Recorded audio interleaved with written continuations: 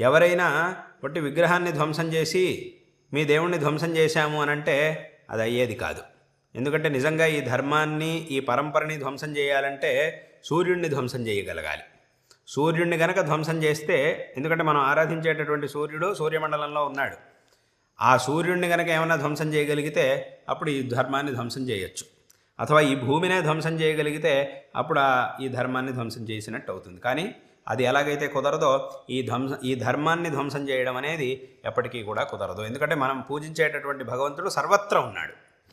కాబట్టి అటువంటి మనం ఈ ప్రపంచాన్ని ధ్వంసం చేయడం అని అంటే మనల్ని మనం నాశనం చేసుకోవడం అనే అర్థం. కాబట్టి ఎవ్వరు ఏమనుకున్నా కూడా ఈ సనాతన ధర్మం అనేది ఏదైతే ఉందో, ఈ ధర్మతత్వం అనేది ఏదైతే ఉందో అది విశ్వవ్యాప్తమైనటువంటి ధర్మము. ఎవరు ఒప్పుకున్నా ఒప్పుకోకపోయినా, తెలుసుకున్నా తెలుసుకోకపోయినా ఈ సనాతన ధర్మం యొక్క వ్యాప్తి, ఈ ధర్మం యొక్క తత్వం అనేది అదేదో పరిమితమైనటువంటిది కాదు, ఇది అపరిమితమైనటువంటిది.